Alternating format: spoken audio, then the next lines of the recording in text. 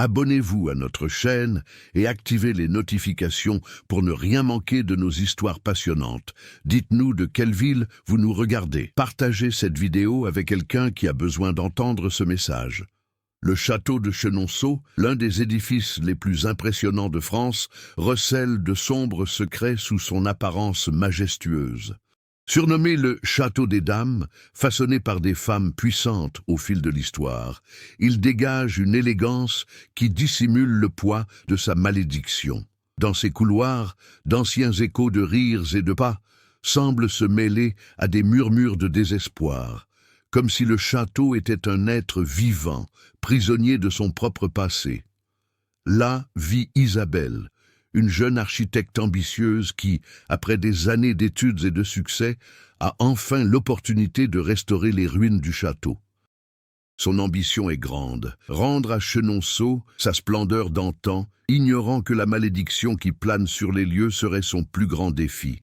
Isabelle, animée par ses rêves de réussite, arrive déterminée à surmonter tous les obstacles et peut-être à se forger une réputation qui traverserait les générations. Mais elle est loin de se douter de ce qui l'attend. Alors qu'Isabelle explore les passages oubliés du château, elle découvre des traces d'un élément incongru, une peinture usée, presque illisible, dissimulée sous une épaisse couche de poussière. Un message non daté, gravé à la hâte, disait « Il ne faut jamais restaurer ce qui a été laissé derrière, car ceux qui ont osé le faire l'ont payé de leur vie. » Au fil des travaux, Isabelle ressent une présence de plus en plus constante. D'étranges bruits, comme des pas précipités, semblent suivre ses mouvements. Parfois, elle trouve des portes verrouillées qui s'ouvrent sans raison apparente, et il y a toujours quelque chose d'inachevé dans sa vision. Une ombre, un reflet, quelque chose d'indéfinissable qui la trouble. Elle tente de l'ignorer, se concentrant sur son travail, mais le sentiment qu'il y a quelque chose de plus profond dans le château commence à l'obséder. Dans ce contexte, apparaît Henri, le conservateur du château, un homme qui semble en savoir plus qu'il ne devrait sur le passé de Chenonceau. Il observe Isabelle avec un mélange d'intérêt et de prudence, comme s'il craignait quelque chose. Lors de leur première rencontre, il la met en garde avec une froideur qui sonne comme une mise en garde. « Tu ne dois pas te mêler des ombres du passé, Isabelle. La malédiction de Chenonceau n'a jamais été levée. Tu ne fais que réveiller ce qui sommeillait depuis si longtemps. » Henri disparaît chaque fois qu'elle tente de l'interroger sur ce qu'il sait, devenant une figure fantomatique dans son périple. Sa présence dégage une énergie pesante, comme s'il faisait partie intégrante du château. Cherche-t-il à la protéger ou ses intentions sont-elles plus sombres? L'histoire d'Isabelle et d'Henri s'entremêlera avec le mystère du château et de son passé.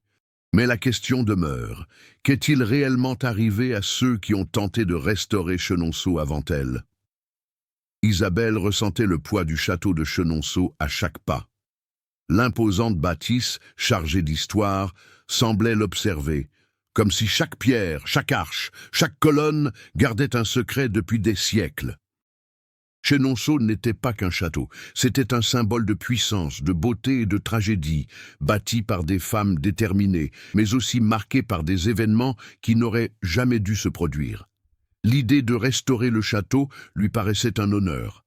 Mais à mesure qu'elle s'enfonçait dans les strates de son histoire, Isabelle comprit que son but se confondait avec quelque chose de plus grand, un destin qu'elle comprenait à peine. Le château de Chenonceau, situé au cœur de la vallée de la Loire, est un symbole de la France depuis le XVIe siècle, et ce n'est pas sans raison. Ses fondations furent posées par Catherine Brissonnet, une dame de la noblesse française, mais ce sont Diane de Poitiers, puis Catherine de Médicis, qui lui donnèrent son allure majestueuse et son histoire singulière. Diane, maîtresse du roi Henri II, fit construire la galerie qui enjambe le Cher, transformant le château en un véritable chef-d'œuvre architectural. Après la mort d'Henri, son épouse, Catherine, s'empara des biens de Diane, la contraignant à quitter le château. Cet événement, marqué par les trahisons, les vengeances et les luttes de pouvoir, sema les graines de la malédiction qui, selon la légende, allait frapper Chenonceau. Isabelle, forte de ses connaissances en histoire et en architecture, commence à absorber ces informations avec un respect silencieux. Mais en même temps, elle pressent qu'il y a quelque chose au-delà de la simple histoire du château. Quelque chose de plus profond et de plus sombre. C'est lors d'une de ses nuits de travail, en consultant de vieux documents du château, qu'Isabelle découvrit le premier indice qui l'amena à s'interroger sur la véritable nature de la malédiction. Dans un journal daté de 1582, écrit par un auteur anonyme, les mots suivants retinrent son attention. Ceux qui franchissent le seuil de la galerie de Diane et touchent l'eau du fleuve ne seront plus jamais les mêmes. La malédiction de la femme en blanc les rattrapera. Elle ne savait pas qui était cette femme en blanc, mais la peur qui transparaissait dans les entrées du journal était indéniable. Henri, le conservateur, devenait une figure de plus en plus énigmatique. C'était un homme d'âge mûr, réservé et profondément attaché au château. Son savoir semblait immense, mais une ombre planait sur lui. Interrogé sur l'histoire de Chenonceau, il se montrait réticent, donnant toujours des réponses évasives ou détournant le regard, comme s'il craignait quelque chose. Il en savait plus qu'il ne le laissait paraître. Isabelle en était certaine. Henri n'avait pas toujours été le gardien du château. En réalité, il avait grandi à Chenonceau et après la mort de ses parents dans un accident inexpliqué, il avait été chargé de veiller sur la propriété. Son regard était toujours impénétrable, mais lorsqu'il parcourait les couloirs du château, il semblait porter un poids invisible. Un soir, lorsqu'Isabelle l'interpella de nouveau, il prit enfin la parole. « J'étais encore enfant lorsque la dernière restauration a échoué. Nombreux sont ceux qui ont essayé, Isabelle. Nombreux sont ceux qui sont morts. La malédiction n'a jamais été levée.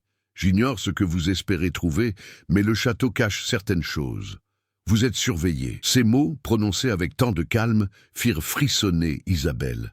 Mais malgré tous ses efforts, elle ne pouvait plus s'arrêter. Son instinct lui disait qu'elle était sur le point de découvrir quelque chose qui allait tout changer. Entre-temps, les légendes de France, avec ses figures historiques comme Diane de Poitiers et Catherine de Médicis, commencèrent à prendre vie dans l'esprit d'Isabelle. Elle se demandait si la véritable histoire de Chenonceau était obscurcie par les ombres du passé, ou si la vérité serait bien plus terrifiante que quiconque ne pouvait l'imaginer. À mesure qu'Isabelle s'enfonçait dans l'histoire de Chenonceau, un malaise grandissant l'envahissait. Le château, d'une beauté imposante, lui semblait désormais un cauchemar, où la frontière entre passé et présent s'estompait. Les nuits s'éternisaient, ponctuées par l'écho de pas vides résonnant dans les pièces désertes et par une présence constante, presque palpable, qui semblait l'observer de tous côtés. Isabelle avait entrepris la restauration de la galerie de Diane, mais un événement inexplicable l'obligea à s'arrêter. Lors d'une de ses séances de travail, elle découvrit un miroir ancien dissimulé dans un mur. Le reflet semblait déformé, comme enveloppé de brume. À chaque regard, l'image du château se révélait plus sombre, avec des murs fissurés, des ombres aux mouvements erratiques, et une silhouette encapuchonnée qui filait à l'arrière-plan. Effrayée, Isabelle chercha des réponses. Lorsqu'elle interrogea Henri au sujet du miroir, il se contenta de secouer la tête en soupirant profondément. « Ce miroir est une relique de l'époque de Diane. On disait qu'elle s'en servait pour communiquer avec les morts. Ne m'en parlez plus jamais, » répondit Henri, évitant le contact direct des yeux, comme s'il craignait que la simple mention de la relique ne réveille quelque chose qu'il ne fallait pas éveiller. À ce stade, Isabelle savait déjà que quelque chose de bien plus sombre était à l'œuvre. Ses nuits étaient hantées de cauchemars saisissants. Dans l'un d'eux, elle aperçut la silhouette de la femme au visage inexpressif mentionnée dans le journal. La femme se tenait au centre de la galerie de Diane, pleurant des larmes de sang. Lorsqu'Isabelle tenta de s'approcher, la femme se retourna brusquement, révélant un visage défiguré et hurla « Tu ne peux échapper à la malédiction, elle te poursuivra jusqu'à la fin de tes jours. » À son réveil, En sueur et le cœur battant la chamade, Isabelle était plus déterminée que jamais à découvrir la vérité sur la malédiction. Elle savait que la restauration du château n'était pas qu'un simple projet professionnel, c'était une affaire personnelle. Quoi qu'il se passe, elle sentait que cela la concernait d'une manière ou d'une autre. Le château semblait chaque jour plus oppressant. Des portes jadis verrouillées étaient désormais ouvertes, comme si elles l'invitaient à pénétrer dans certaines pièces. Et en franchissant ces portes, Isabelle découvrit quelque chose d'encore plus troublant. Une collection de vieux portraits, tous représentant des figures féminines, certaines à l'expression tragique, d'autres au regard vide. Mais l'un d'eux se démarquait, une femme aux cheveux noirs et aux yeux perçants, vêtue d'une longue robe blanche. Sur le tableau, son regard semblait la suivre du regard, où qu'elle se trouve dans la pièce. C'est alors qu'Henri révéla quelque chose qu'Isabelle ne voulait pas entendre. Elle était Diane de Poitiers. Elle avait conclu un pacte avec une force surnaturelle pour s'assurer de son séjour à Chenonceau. Et ce pacte ne fut jamais rompu. La malédiction de Chenonceau ne concerne pas seulement ceux qui tentent de le restaurer. Elle est liée à ceux qui osent toucher à l'histoire du château, à ce qui aurait dû rester enfoui. Henri prit la parole d'un ton grave et sombre. Isabelle, malgré cette révélation troublante, ne recula pas. Elle sentait qu'elle devait continuer, même si la vérité qu'elle découvrait était plus terrifiante que tout ce qu'elle avait pu imaginer. Mais en même temps, un doute grandissant s'installait en elle. Henri essayait-il de la protéger ou de la manipuler ? La tension entre eux s'intensifia, et Isabelle commença à comprendre qu'Henri n'était pas seulement un conservateur soucieux du bien-être du château, mais qu'il était intimement lié à son mystère. Elle ignorait s'il souhaitait qu'elle découvre la vérité ou s'il cherchait à entraver ses recherches. Tentait-il de se sauver lui-même ou de la sauver elle ? Entre-temps, les effets de la restauration commencèrent à se faire sentir. D'étranges phénomènes se produisirent au château. Un miroir brisé par hasard, un tableau qui semblait changer de place, comme si quelqu'un le déplaçait la nuit. Chaque pas d'Isabelle était scruté, et l'impression que le château était vivant, réagissant à ses actions, s'intensifia. Elle ignorait ce qui se passait, mais une chose était sûre, le château de Chenonceau ne la laisserait jamais partir, et elle ignorait encore le prix qu'elle devrait payer pour le restaurer. Isabelle ne savait plus si le château cherchait à la sauver ou à la détruire. Chaque pas était pour elle une nouvelle épreuve, un combat contre une force invisible et pourtant palpable. À mesure que le mystère de la malédiction et les étranges événements du château s'épaississaient, de nouvelles dynamiques apparaissaient, compliquant encore davantage son périple. La pression liée à la restauration du château affectait ses relations avec les autres personnes impliquées dans le projet. Son assistant, Pierre, un jeune architecte plein d'enthousiasme, commença à remarquer qu'Isabelle avait changé. Il la voyait distante, de plus en plus absorbée par son travail, ses nuits s'allongeant et se posant sur elle dans la solitude. Leur distance était manifeste, mais Pierre croyait encore que ce projet de restauration pouvait être pour Isabelle l'occasion de surmonter ses peurs et d'acquérir une renommée internationale. Cependant, il ignorait ce à quoi elle était réellement confrontée. C'est par une nuit pluvieuse, alors qu'Isabelle décida d'explorer les ruines de l'aile est du château, que la pression devint insoutenable. Au cours de sa visite, elle découvrit un secret bien gardé. Une pièce secrète dont personne ne soupçonnait l'existence, pas même Henri. À l'intérieur, l'atmosphère était glaciale et une odeur de moisi se mêlait à celle d'un passé ancien et oublié. Au centre de la pièce, un autel de pierre était recouvert de bougies consumées et d'ossements d'animaux, vestiges de rituels oubliés, sans doute liés à l'origine de la malédiction. Cependant, la découverte la plus alarmante n'était pas les objets rituels, mais une vieille lettre jaunie par le temps. À la lecture de ces mots, Isabelle fut paralysée. Seul un sacrifice peut briser le cycle, mais le prix sera éternel. Que celui qui ose restaurer le château sache, ce qui est perdu ne reviendra jamais. Isabelle ne comprenait pas pleinement le sens de la lettre, mais le mot sacrifié, elle sentit sa gorge se serrer. Elle pensa à Henri, à la façon dont il l'avait toujours mis en garde contre ce projet. Savait-il que cette pièce existait? Savait-il que la restauration du château exigerait peut-être plus que du temps et des efforts? Tandis qu'Isabelle tentait de comprendre ce qui se passait, Pierre commença à se comporter étrangement. Sa loyauté envers le projet et envers Isabelle semblait s'éroder sous l'effet d'une urgence qu'elle ne comprenait pas. Il se mit à manifester un intérêt excessif pour certains aspects de l'histoire du château, posant des questions qui, au premier abord, paraissaient anodines, mais qui se révélèrent bientôt indiscrètes. Il en savait plus qu'il ne le laissait paraître. C'était comme s'il cherchait à s'immiscer dans un domaine qui ne le concernait pas. Isabelle sentait qu'il n'était plus seulement son assistant. Pierre devenait une pièce essentielle d'un puzzle qu'elle ne maîtrisait pas. Entre-temps, la tension entre Isabelle et Henri s'intensifiait. Il l'observait de loin, mais chaque fois qu'elle s'approchait pour lui parler, il s'écartait, le regard empreint d'un mystère qu'elle ne parvenait pas à déchiffrer. La dernière fois qu'il s'était approché d'elle, Henri semblait désespéré, le visage sombre et tendu. « Tu joues avec le feu, Isabelle. Ce que tu tentes de faire ne se terminera pas bien. Il y a des choses ici qu'il vaut mieux laisser tranquilles. Tu dois arrêter. » « Et que ?» dit-il d'une voix tremblante. Mais avant qu'elle ne puisse répondre, Henri disparut dans l'ombre du château, comme s'il avait été englouti par le bâtiment lui-même. Nuit après nuit, le château semblait exercer une pression insoutenable. La restauration de Chenonceau n'était plus seulement une affaire d'architecture, elle était devenue un combat spirituel et psychologique. Ce conflit laissait des cicatrices profondes sur Isabelle, qui ne savait plus à qui se fier. Pierre devenait de plus en plus mystérieux et Henri, avec ses avertissements énigmatiques, s'éloignait toujours davantage. Et le château semblait avoir acquis une vie propre, comme s'il pressentait sa destruction imminente. La pression s'intensifiait et Isabelle se sentait s'enfoncer toujours plus profondément dans un abîme dont elle ne pouvait s'échapper. Tandis qu'elle cherchait une issue, la malédiction de Chenonceau était sur le point d'être pleinement révélée.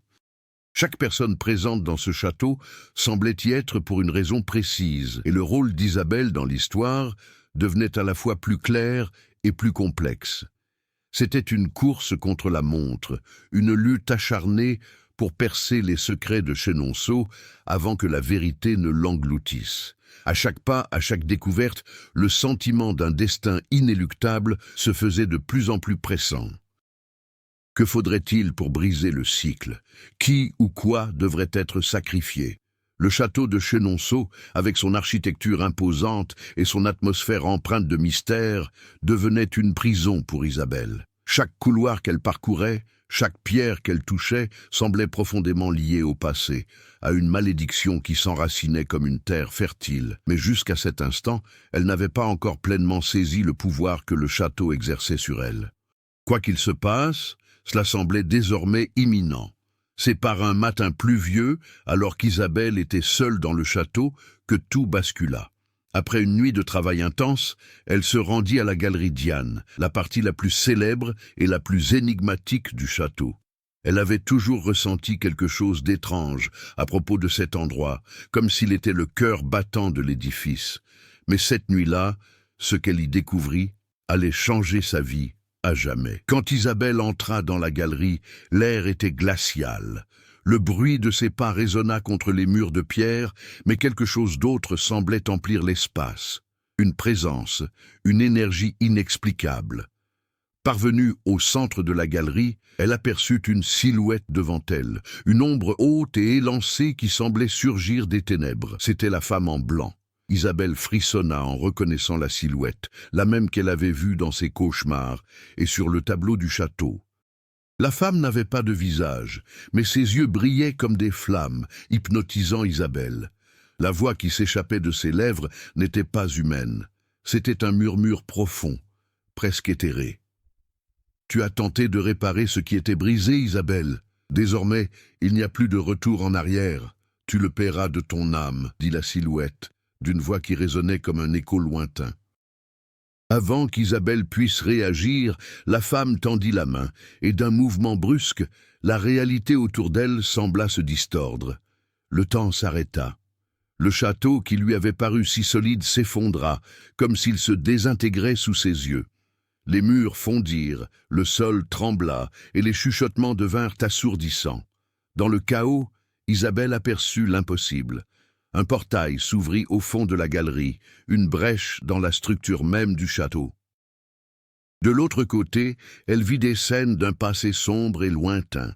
Diane de Poitiers, dans sa jeunesse, était là, au cœur d'un rituel d'invocation. Elle était entourée de silhouettes masquées, psalmodiant des paroles dans une langue ancienne et oubliée.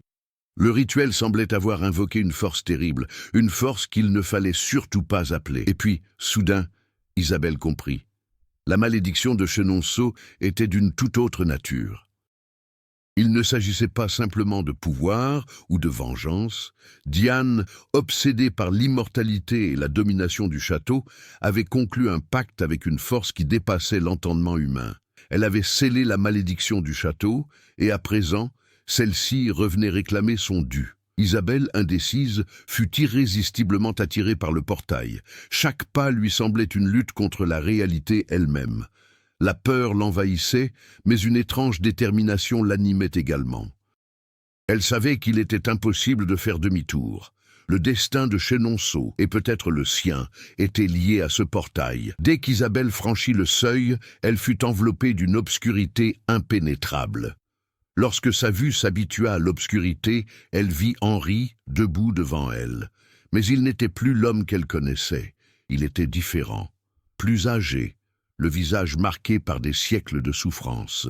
Une fine ligne de sang maculait son visage, et ses yeux, jadis perçants, étaient désormais vides. « Tu ne comprends pas, Isabelle, je suis la dernière âme perdue de Chenonceau.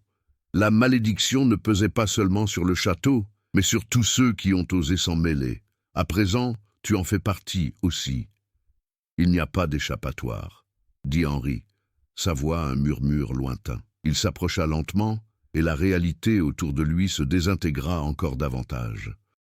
Le portail se refermait, et Isabelle savait que sa seule chance de s'en sortir était de percer le mystère de la malédiction une fois pour toutes. Mais que faudrait-il pour briser le sort de Chenonceau? Comment rétablir l'équilibre sans y laisser sa peau? Tandis qu'Henri s'éloignait, un dernier mot résonna à ses oreilles, sacrifié. Et là, tout est devenu noir. Isabelle s'éveilla dans l'une des pièces obscures du château, comme happée par une force invisible. Son corps était épuisé, mais son esprit restait alerte, comme si elle avait voyagé au-delà de la réalité, et en était revenue avec une révélation bouleversante. Le château de Chenonceau était silencieux, mais une atmosphère pesante régnait, une attente, la certitude qu'un événement majeur allait se produire. Elle ignorait comment, mais au fond d'elle, elle savait qu'elle avait franchi un point de non-retour. En se levant, elle remarqua que le château avait changé. Les murs étaient plus sombres, comme imprégnés de la douleur et des secrets des générations passées. L'odeur de moisie et d'humidité semblait plus intense. Les couloirs, autrefois familiers, paraissaient désormais s'étendre à l'infini, comme si le château se développait, se métamorphosant en un lieu plus ténébreux. Isabelle s'efforçait de se concentrer sur ce qui s'était passé avant qu'elle ne perde connaissance. Le portail, la femme en blanc, Henri et ses paroles sur le sacrifice.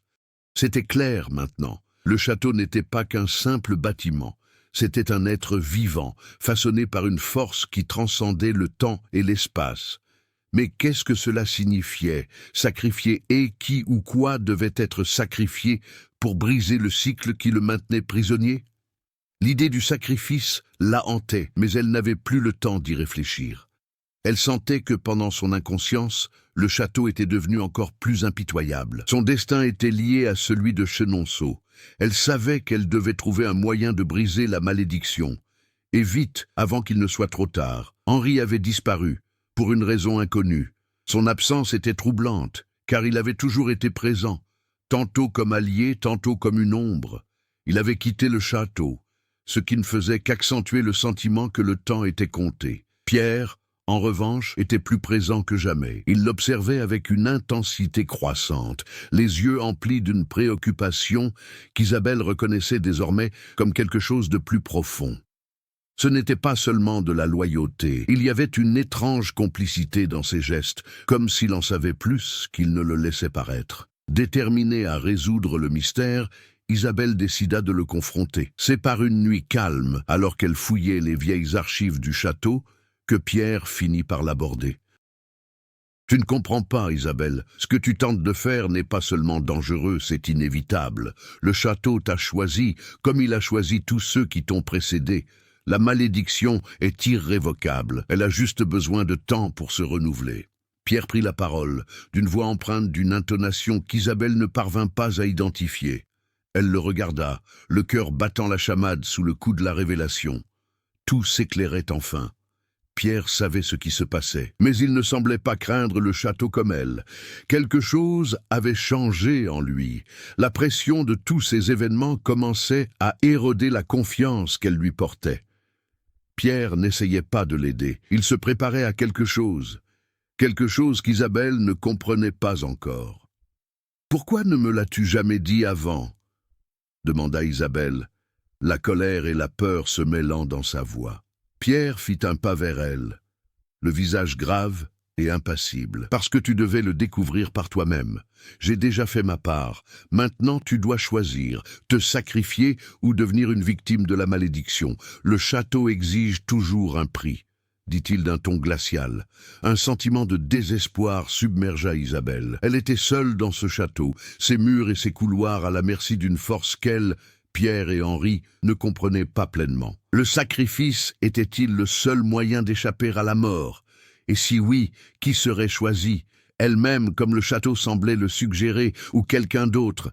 La vérité était flagrante, mais Isabelle savait qu'un mauvais choix aurait des conséquences bien plus graves que la mort. Elle commençait à comprendre que la malédiction n'était pas seulement un destin tragique pour ceux qui osaient interférer dans l'histoire du château. C'était un cycle éternel, où ceux qui ne parvenaient pas à le briser étaient piégés, condamnés à vivre dans l'ombre de ce qu'ils avaient engendré. Suite aux révélations de Pierre et à la présence grandissante du château dans sa vie, Isabelle se retrouva confrontée à un choix impossible, sacrifier quelqu'un pour sauver le château, et peut-être elle-même, ou tenter de briser le cycle, défiant une malédiction qui semblait consumer tout et tous autour d'elle. Isabelle savait que le choix qui s'offrait à elle était loin d'être simple. Elle se sentait observée par le cœur même du château, comme si ses actes étaient décidés avant même qu'elle ne soit accomplie. Le poids de la malédiction qui pesait sur Chenonceau semblait s'alourdir à chaque pas, et chaque fois qu'elle contemplait le reflet déformé dans les miroirs du château, la sombre vérité lui apparaissait plus clairement. La malédiction n'était pas un simple sortilège ancien, mais quelque chose de bien plus profond, enraciné dans l'essence même du lieu. Elle était au bord du gouffre, le temps pressait, et ses choix étaient devenus plus difficiles que jamais. Pierre, qui avait semblé un allié jusque-là, se révélait désormais prisonnier de la même énergie oppressante qui imprégnait le château. Il voulait qu'Isabelle accepte l'inévitable, le sacrifice, la soumission à la malédiction. Mais Isabelle refusait d'être entraînée dans sa chute par une force qu'elle ne comprenait pas pleinement. Elle savait que le château avait été bâti pour défier tous ceux qui tentaient de le restaurer, mais elle ne serait pas comme les autres. Elle ne pouvait pas laisser le désespoir marquer son histoire. Chaque couloir, chaque pièce du château semblait être devenue le prolongement de son esprit. Elle ne luttait plus seulement contre ce qui l'entourait, mais contre les peurs mêmes que le château avait suscitées. Au lieu de se replier sur elle-même, Isabelle décida d'affronter les fantômes du passé, et pour ce faire, elle devait comprendre, au plus profond d'elle-même, ce que la malédiction représentait véritablement. C'est alors qu'elle fit quelque chose d'inattendu. Après des jours de recherche frénétique, elle découvrit une ancienne salle de méditation dissimulée au cœur du château, une pièce qui ne figurait sur aucune carte ni dans aucun document historique.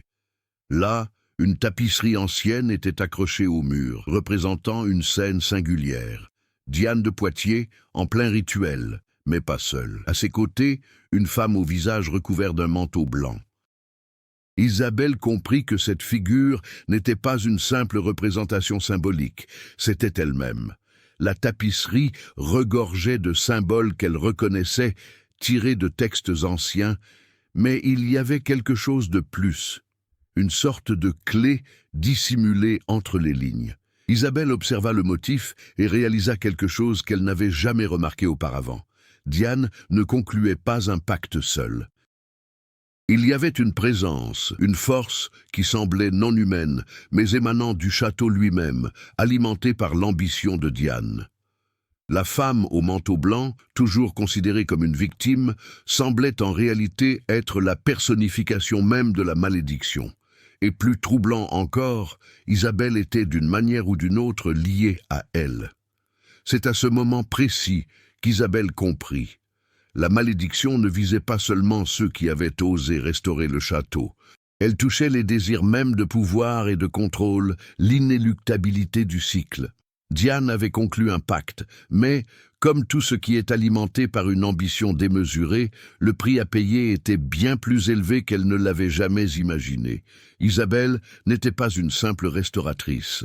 Elle faisait partie intégrante de l'histoire de Chenonceau, détenant la clé pour briser le cycle qui l'emprisonnait, et elle devait s'en servir à son avantage. Elle commença à comprendre que le véritable combat ne consistait pas seulement à sauver le château, mais à rompre le cercle vicieux de destruction et de reconstruction qui perpétuait la malédiction.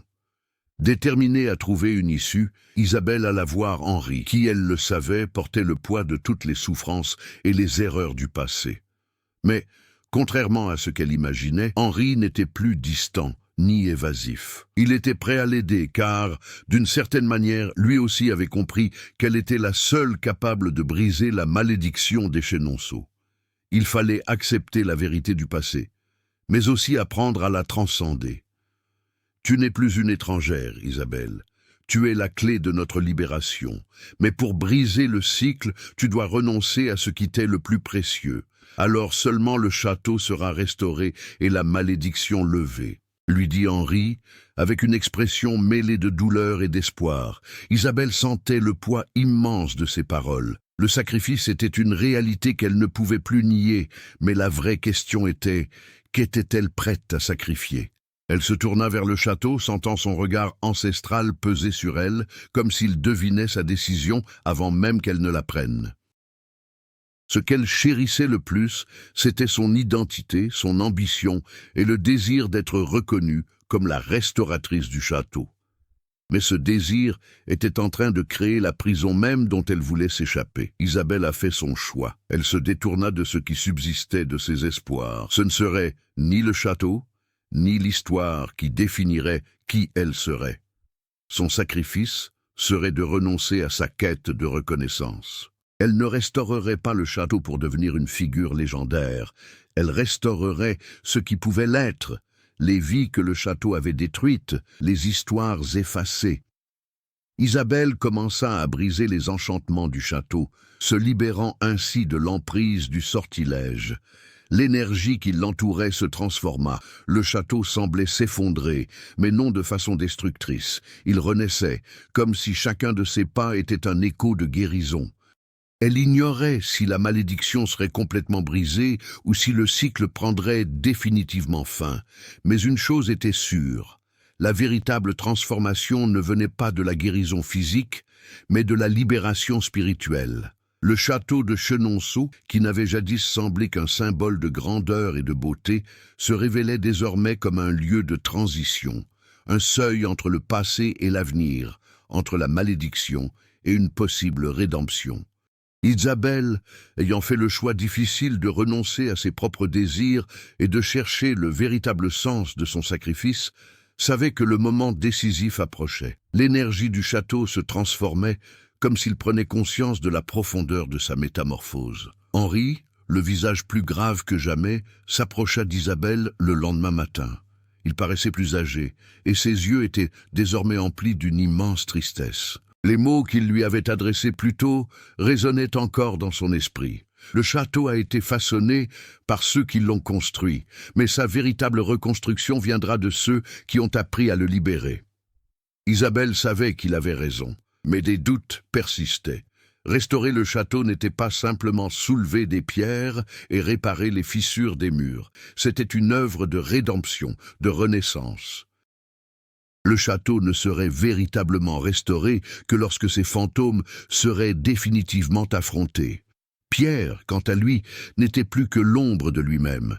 Avec le poids de la révélation, il commençait à comprendre que sa propre soif de pouvoir avait été alimentée par la même énergie qui menaçait désormais de tous les consumeurs.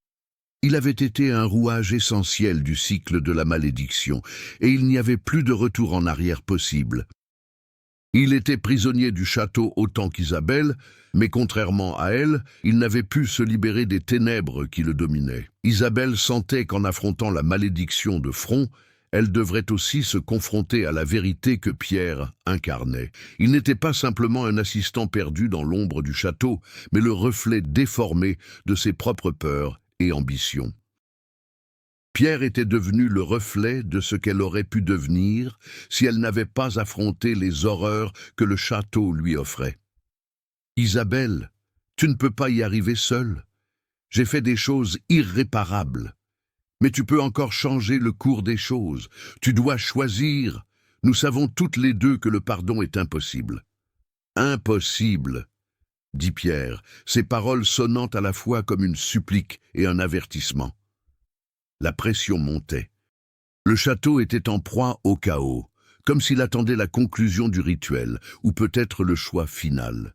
Isabelle savait qu'une grande transformation se profilait. La restauration du château ne serait pas qu'un simple processus physique. Elle sentait qu'elle était mise à l'épreuve de toutes les manières possibles, et que la clé pour briser ce cycle reposait entre ses mains. Un bref instant, elle se permit de réfléchir aux paroles de Pierre. Il ne s'agissait pas simplement de destin ou de malédiction, mais de contrôle. Qui aurait le pouvoir de décider de l'avenir du château? Serait-ce elle, forte de son courage et de sa détermination nouveau à briser le cycle, ou Pierre, toujours prisonnier des ténèbres qui imprégnaient les lieux? Le vent se mit à tourner dans le château. Le bruit de l'eau qui déferlait dans le Cher, sous la galerie de Diane, semblait plus fort, plus pressant, comme si le temps s'accélérait. On aurait dit que quelque chose dans la structure même du château était sur le point d'éclater. Henri, conscient que l'heure fatidique avait sonné, conduisit Isabelle dans le hall principal de la galerie. Le château se réorganisait à mesure qu'elle approchait du point central de la malédiction, le lieu même où Diane de Poitiers avait scellé son pacte des siècles auparavant. Le sol tremblait et les murs semblaient vibrer d'une énergie surnaturelle. Isabelle s'arrêta au centre de la galerie, là où Diane, avec son esprit ténébreux, résidait encore. La femme en blanc réapparut, sa silhouette désormais plus translucide, presque méconnaissable, comme sur le point de se dissiper. Mais Isabelle ne recula pas. Elle était prête à affronter ce qu'il faudrait. Henri, debout à côté d'elle, la regarda avec un mélange d'espoir et d'appréhension. « Tu dois te décider, Isabelle. Le château a besoin d'un dernier sacrifice. » « Donc, quel que soit ton choix, tout s'achèvera aujourd'hui, dit-il d'un ton grave, mais empreint d'une urgence qu'on ne pouvait ignorer. Isabelle regarda autour d'elle, accablée par le poids de l'histoire, la douleur et le besoin de rédemption. Elle savait que la décision qui allait suivre serait irrévocable.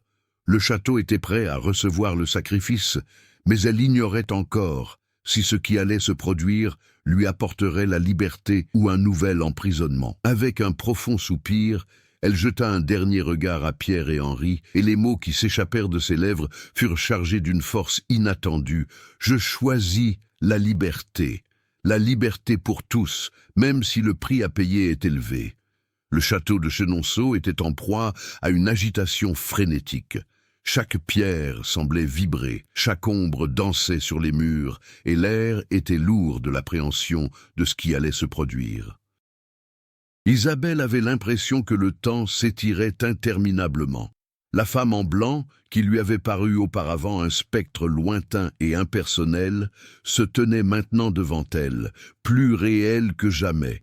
Ses yeux flamboyaient comme le feu, et sa voix n'était plus un murmure éthéré, mais une force irrésistible qui résonnait dans tout le château. « Tu ne peux t'échapper. Le château t'a choisi. Le sacrifice est inévitable. Ce que tu possèdes, ce que tu étais, lui appartient désormais.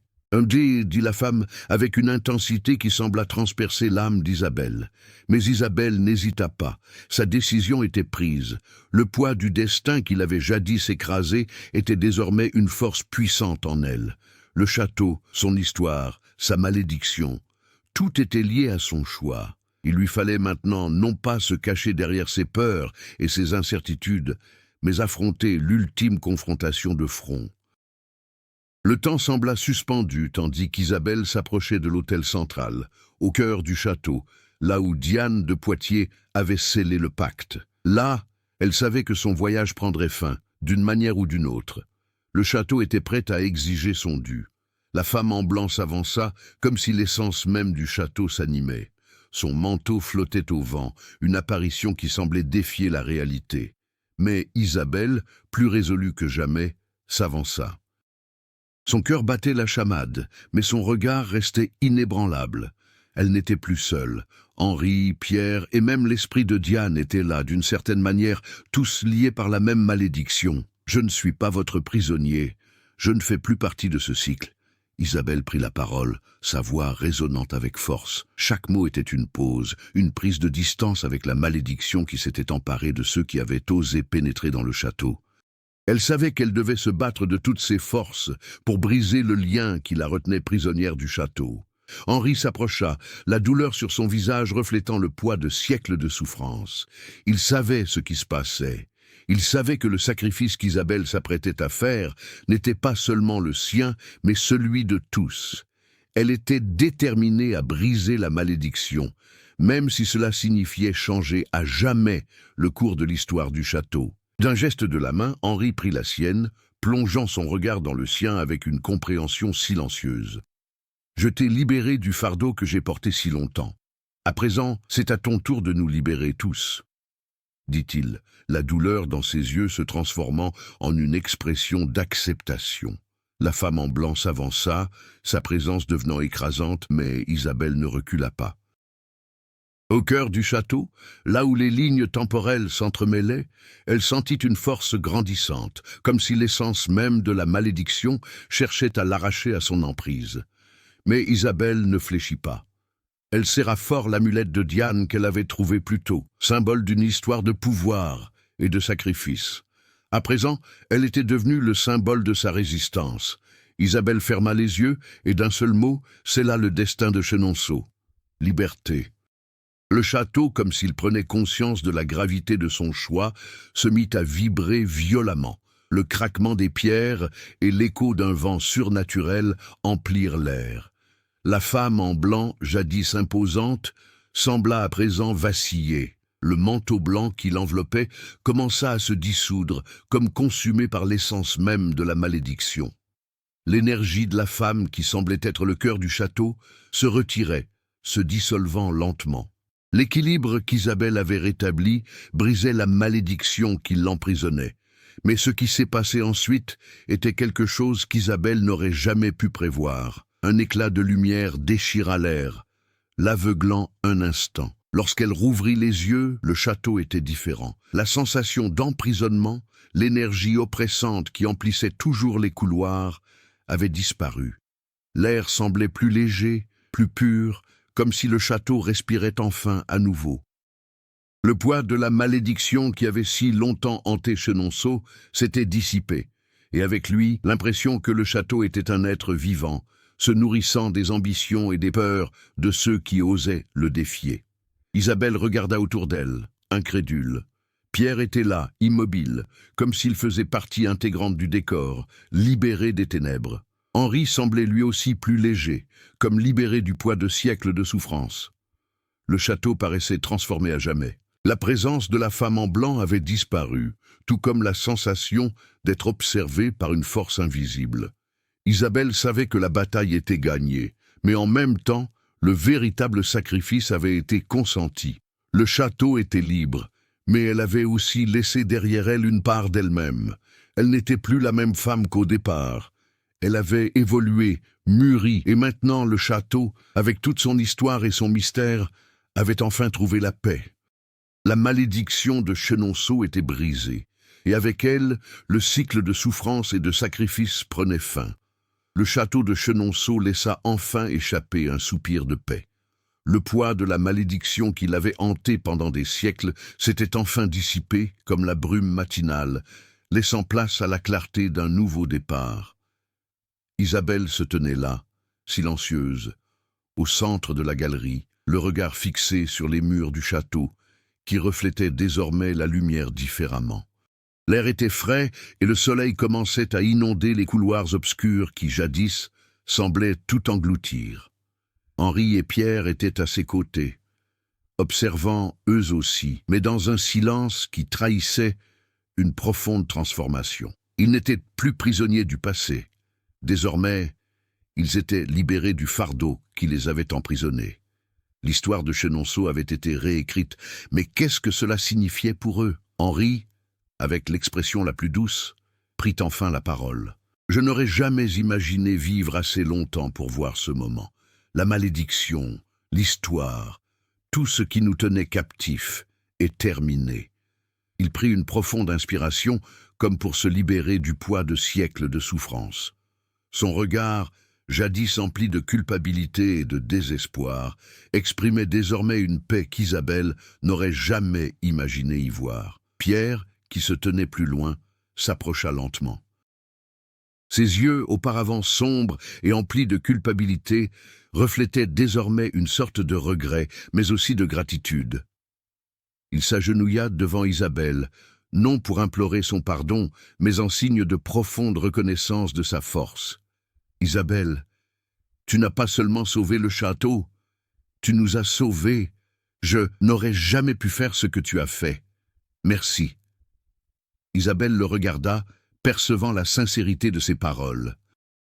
Mais elle savait aussi que la véritable libération ne pouvait lui être accordée par personne d'autre. Elle avait brisé le sort de Chenonceau, mais sa propre transformation, elle la vivrait seule. Non par solitude, mais pour atteindre une plénitude qu'elle comprenait désormais. Le château n'était pas qu'un lieu, mais une métaphore de la vie. Parfois, il nous faut détruire ce qui nous entrave pour trouver notre véritable liberté. Isabelle ressentit une légèreté dans sa poitrine, un sentiment d'accomplissement, mais aussi de renouveau. Elle n'aurait plus à porter le fardeau d'être la restauratrice ou la sauveuse. Le château était libre, et elle aussi.